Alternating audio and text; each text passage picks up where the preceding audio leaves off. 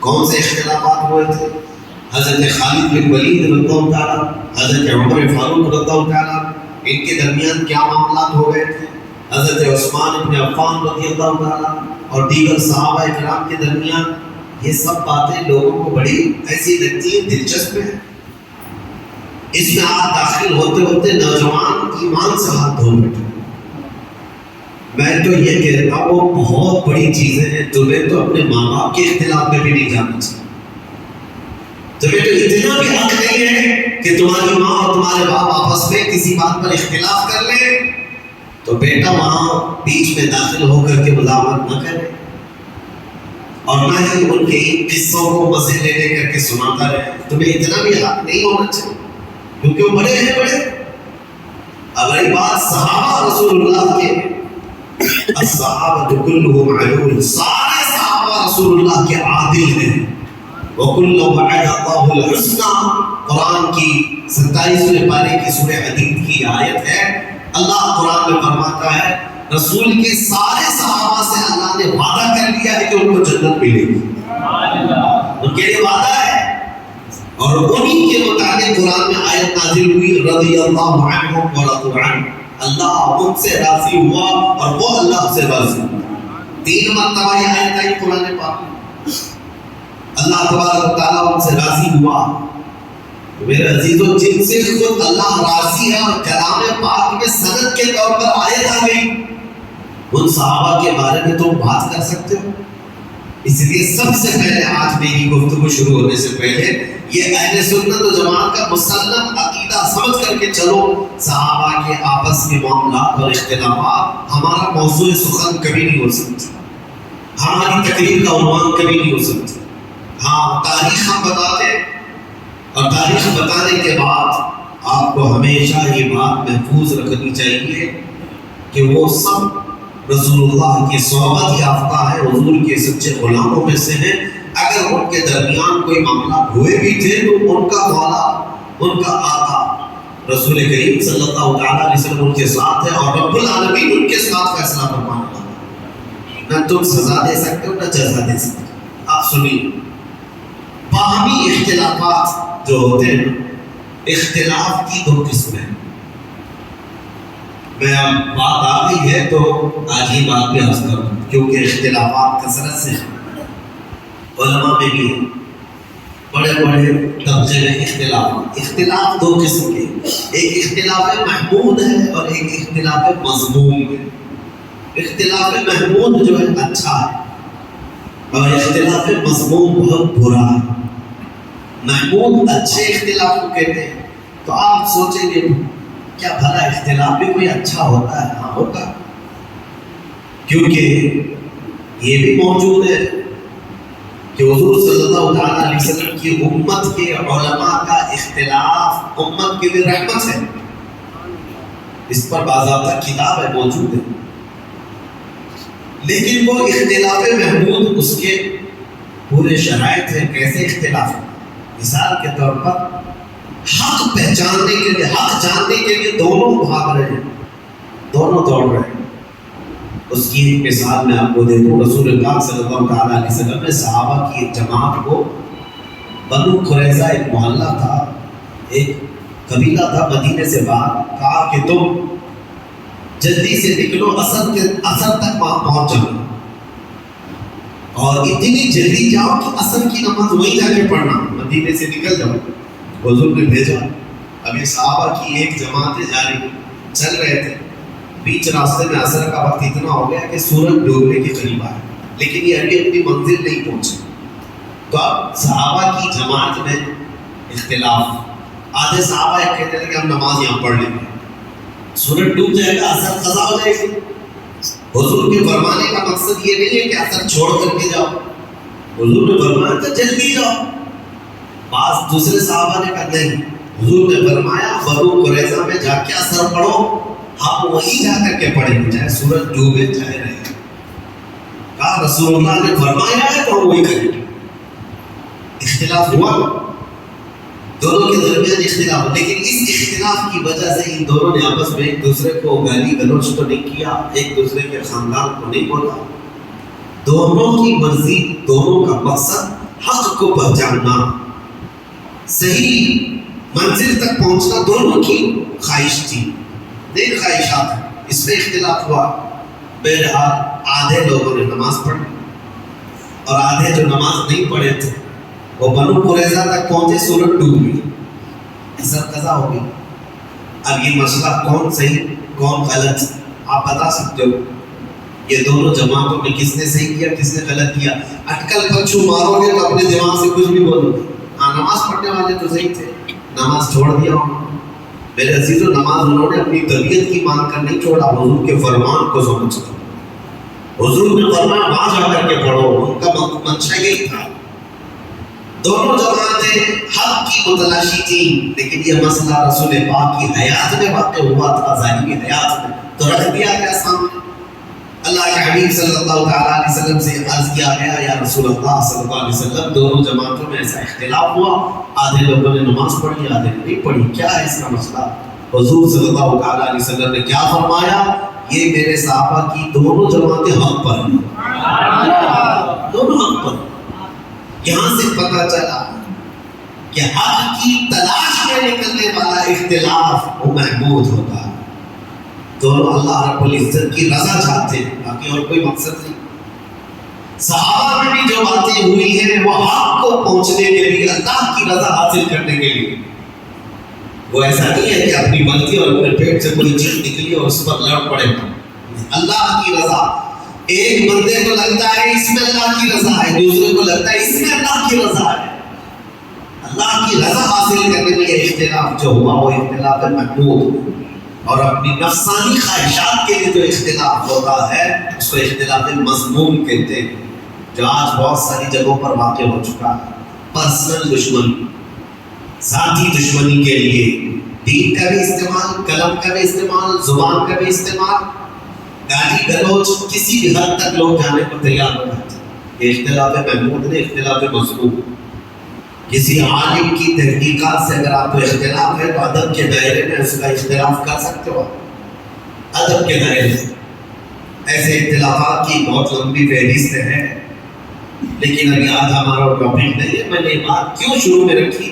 وجہ یہ ہے کہ رسول پاک صلی اللہ تعالیٰ علیہ وسلم کی وفات کے فوراً بعد ہی صحابہ میں آپس میں یہ باتوں میں اختلاف اس حد تک کا نہیں ہے کہ یہ ادھر الگ دھڑا ہو گیا، ایک دھڑا ادھر ہو گیا اور ایک دوسرے سے بات چیت نہیں کرتے، ایسا نہیں۔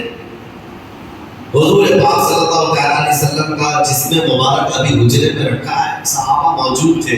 اختلاف اس بات پر ہوا کہ حضور صلی اللہ تعالیٰ علیہ وسلم کو غسل دیا جائے گا کہ نہیں دیا۔ بات تھی، آدھے صحابہ یہ کہتے تھے کہ حضور صلی اللہ تعالیٰ علیہ وسلم کو غسل دے جیسے سارے لوگوں کو غسل دیا گیا ہے، غسل موت کے بعد جو غسل ہے۔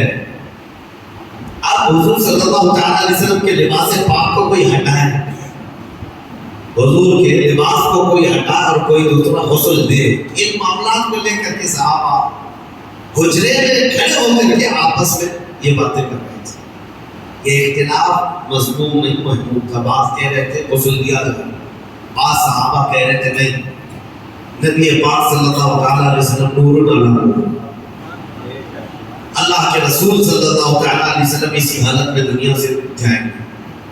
صحابہ میں یہ بات ابھی چل رہی تھی۔ حدیث شریف ہے، صحیح حدیث ہے بخاری کی، کہ اچانک وہ حجرے میں جتنے کھڑے صحابہ تھے، چھوٹا حجرہ تھا، بہت سارے لوگ اندر آ نہیں سکتے تھے، جتنے صحابہ کھڑے تھے کہتے ہم کو غنودگی تاری ہوئی، نیند آ گئی، آنکھیں جھپکی اور سب کے سب وہاں پر اونگنے لگے۔ تھوڑی دیر جھپکی آئی، پھر آنکھیں کھولی تو دیکھتے حضور کو غسل دیا ہوا۔ نبی پاک صلی اللہ تعالیٰ علیہ وسلم غسل شدہ ہے، پانی کی قطرات ٹپک رہے، مسئلہ حل ہو گیا، اب لڑنا کسی بات پر نہیں۔ دوسرا اختلاف اس بات پر ہوا کہ نبی پاک صلی اللہ تعالیٰ علیہ وسلم کو کہاں دفن کیا جائے۔ بعض صحابہ کہتے تھے مکہ میں لے جائیں، ان کا آبائی وطن ہے۔ بعض کہتے ہیں 30,000 کے قریب انبیاء اکرام بیت المقدس کے آس پاس دفن ہیں، حضور صلی اللہ تعالیٰ علیہ وسلم کے بھائی ہیں سارے انبیاء، وہاں لے جا کر کے دفن کریں۔ اور بعض صحابہ کہتے تھے ہم مدینے سے باہر نہ لے جائیں۔ یہ اختلاف تھا۔ 3 جماعتیں تھیں. پھر سیدنا ابوبکر صدیق رضی اللہ تعالیٰ یہ حدیث آپ نے سنا ہے کہ میرے آقا صلی اللہ تعالیٰ علیہ وسلم نے اپنی زندگی میں فرمایا تھا اللہ کے ہر نبی کو وہی دفن کیا جاتا ہے جس جگہ ان کی روح قبض کی جاتی ہے. مسئلہ حل ہو گیا. فرمایا کہ حضور صلی اللہ تعالیٰ علیہ وسلم کی روح پاک یہاں قبض کی گئی ہے حضرت عائشہ کے مکان میں طویل دفن. اس بات کا بھی خلاصہ ہوا. اب ان کے بعد حضور اکرم صلی اللہ تعالیٰ علیہ وسلم کی تدفین کے بعد نماز جنازہ کے بارے میں بہت سارے لوگ پوچھتے حضور کی جنازے کی نماز کیسے ہوئی. وہ ایک ساتھ جمع غفیر کے نماز ادا نہیں کی گئی تھی بلکہ حضور صلی اللہ تعالیٰ علیہ وسلم کے جسم پاک کو حجرے میں ہی رکھا گیا تھا اور صحابہ کی ایک ایک جماعت آتی تھی نماز پڑھتی تھی اور چلے جاتے تھے. بلکہ یہ نماز جنازہ اس نماز جنازہ کے بارے میں بھی صحابہ میں باتیں ہوئی کہ کون پڑھے گا کون پڑھائے گا. اب اس میں پھر حضور کی ہی ایک روایت حدیث صحابہ نے سنائی کہ اللہ کے نبی نے فرمایا کہ تم سب کے سب میرے حجرے سے باہر چلے جائیں. سب سے پہلے حضور صلی اللہ تعالیٰ علیہ وسلم کے جسم اقدس کے پاس نماز جنازہ کے لیے کوئی اور نہیں جبرائیل امین آئے. سید الملائکہ حاضر ہوئے فرشتوں کی جماعت کے ساتھ. پھر ان کے بعد حضرت میکائیل علیہ السلام پھر حضرت اسرافیل علیہ السلام پھر حضرت اسرائیل علیہ السلام انہوں نے نمازیں ادا کی فرشتوں کی جماعتوں کے ساتھ. اور ان کے جانے کے بعد پھر حضرت ابوبکر صدیق اندر آئے صحابہ کی جماعت کے ساتھ. پھر ایک کے بعد دیگر صحابہ داخل ہوئے اور سبوں نے اپنی اپنی نمازیں ادا کی. اب یہاں ایک مسئلہ ہوتا نماز جنازہ جو ہوتی ہے وہ میت کی بخشش اور اس کی مغفرت کی دعا کی ہوتی ہے. اب رسول پاک صلی اللہ علیہ وسلم کی نماز جنازہ پڑھنے والے حضور کے لیے مغفرت کی دعا کرنے گئے تھے حضور کی بخشش کا سوال کرنے گئے تھے. ارے وہ رسول جو ہاتھ نہ اٹھائے تو قیامت میں کسی کا حساب نہ ہو. نماز جنازہ 2 طریقے کی ہے اسی لیے فرمایا گیا نماز جنازہ میں حاضر ہو جاؤ. تمہاری کثرت جو ہوگی تمہاری جماعت ہوگی تو اس کی مغفرت کی دعا کرو گے اللہ میت کو معاف کر دے گا. ایک روایت. اور فرمایا اگر کوئی بہت نیک انسان کا انتقال ہوا تب بھی جنازہ پڑھو اس لیے کہ جتنے شہید ہوں گے ان کے گناہ معاف ہو جائیں. تو وہاں یہ مسئلہ بھی حل ہے. رسول کریم صلی اللہ تعالیٰ علیہ وسلم کے نماز جنازہ میں جو کہتے تھے وہ سب کے سب مستفید ہو کر کے آئے حضور سے انوار و برکات لے کر کے آئے. دفن کی بات بدھ کے دن حضور صلی اللہ تعالیٰ علیہ وسلم کی تدفین ہوئی. 2 دن کے بعد پیر کے بعد سے لے کر کے بدھ کے دن تک نبی پاک صلی اللہ تعالیٰ علیہ وسلم کے کثیر صحابہ تھے نماز پڑھنے میں ہی وقت نکلتا تھا. اور تدفین کے بعد اب جو معاملہ سب سے پہلے درپیش ہے مسلمانوں کی امامت کا مسلمانوں کی امارت کا. حضور کے جاتے ہی اختلافات اس قدر ہو گئے تھے باہر صحابہ دیگر لوگوں جو نفس پرست لوگ تھے. کچھ تو نبوت کا جھوٹا دعویٰ بھی کر بیٹھے. حضور کے جاتے ہی اسود عنسی نام کا ایک شخص کھڑا ہوا مسیلمہ کذاب ایک شخص کھڑا ہوا اور لوگوں میں کثرت سے وہ اپنا انفلوئنس بڑھاتے ہوئے اثر و رسوخ بڑھاتے ہوئے لوگوں کو اپنی طرف مائل کیا میں اور سچا رسول ہوں میں اور سچا نبی ہوں ایسا سہولت دینے لگا. تو سہولت کے پیچھے بھاگتے ہیں وہ ایسے نبیوں کے پیچھے بھاگتے ہیں. شریعت حضور صلی اللہ تعالیٰ علیہ وسلم کیجیے. مسلمانوں ہمیشہ یاد رکھو کہ اگر تم تن آسانی چاہو گے تو شیطان کسی بھی گڑھے میں لے جا کے تمہیں گرا دے. تم ہمیشہ یہ یاد رکھو میری تربیت چاہے یا نہ چاہے جو میرے مصطفیٰ کی شریعت ہے وہی حق ہے. لوگ آتے ہیں بیوی کو 3 طلاق دے دیا ہم نے بتا دیا ہے کہ ہو گئی ہے پھر وہ ایسا کوئی مولوی ڈھونڈتے ہیں جو اس سے کہہ کے نہیں ہوئی ابھی رہ سکتا ہے. وہ ڈھونڈتے رہتے ہیں کہیں نہ کہیں سہولت چاہتے ہیں جبکہ صحیح احادیث اور صحیح قرآن کی آیات سے جو مسئلہ مل گیا تو اس کے بعد اپنی خواہشات کو ختم کر دو. یہی شریعت ہے اور لوگوں کو آسانی چاہیے. روزے میں بھی کوئی 1 گھنٹہ پہلے افطار کرنے کی پرمیشن دینے لگ جائے تو اس کے بھی بہت سارے مرید بن جائیں کہ ہمارے یہاں کنسیشن ہے. بہت سارے ایسی جگہوں پر بنتے فرقے اسی لیے بن گئے شیطان کے وہ اعلی کار بن جاتے ہیں, شیطان ان کو لے جاتا ہے. وہ جھوٹے نبی جو پیدا ہوئے حضور کی وفات کے فوراً بعد وہ ایسی سہولتیں بانٹ رہے تھے کہ ہمارے یہاں ایسا ہے, ہمارے یہاں اتنی نمازیں نہیں, ہمارے یہاں اتنی زکات بھی نہیں دینی, آؤ پیچھے چلو, جہاں جگ میں غنیمت کا مال آئے گا وہ سب بانٹیں گے ہم. وہ الیکشن کی طرح ایک پارٹی اتنا اعلان کرے, دوسری پارٹی اس سے زیادہ اعلان کرے. ایک کہے بجلی فری تو دوسرے کہے عورتوں کو ٹکٹ فری.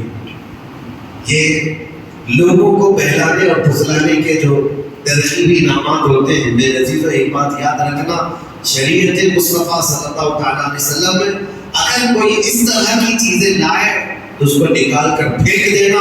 اگر کانٹوں پر بھی چلنا پڑے تو مجھے وہی راستہ پسند ہے جو میرے مصطفیٰ کریم کا.